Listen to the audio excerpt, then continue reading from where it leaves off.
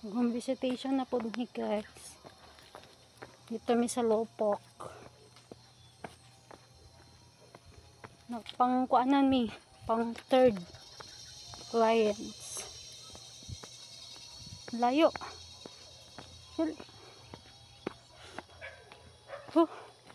Nagmotor kami ng mga 5 minutes siguro. Tapos maglalakad kami ng ewan kung ilang minutes din ako. Ayan, yung lalakarin namin. Hindi namin alam saan ang bahay dito ng aming client. Ang init-init. Sa bukid jud siya. Tapos ayan ang bundok. Matanaw mo ang bundok.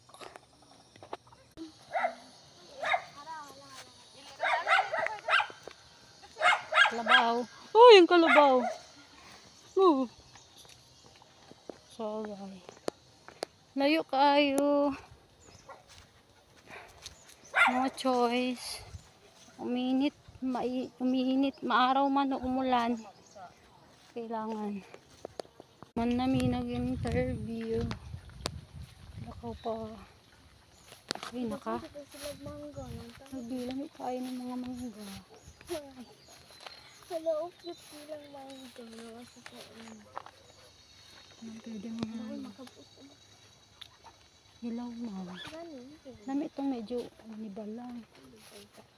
Ha? Lagi. Ulam ang puko. Ulam ang puko mga ayo. Ano kaya meron dito? Pag itong ala, di na jud may makadaan.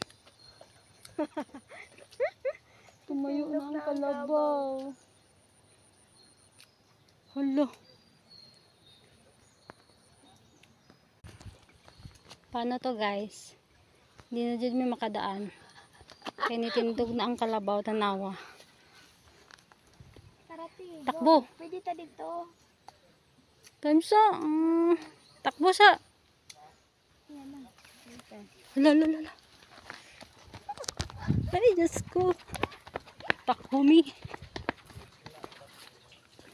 Ay.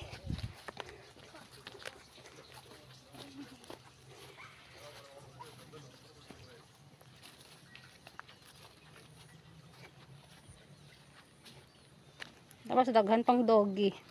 Diyos ko, maging stop to. Ano nung kanin sa... Ha?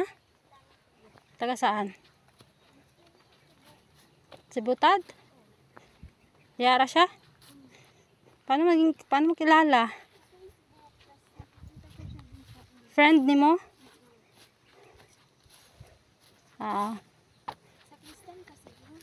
Sa Kristan sa...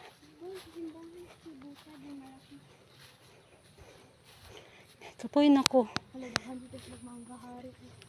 Deserve jud namin magkuan ron snack. Kay kapoy na ka? Hindi na. Kuan ka ng ano? Sinala? Sa tigulan pa. Wala pa. Nakakitang to. Sige.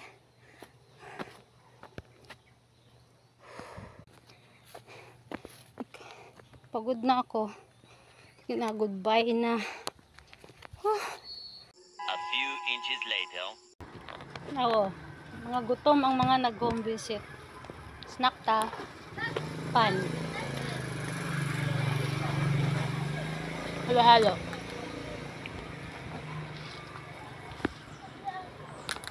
Uy.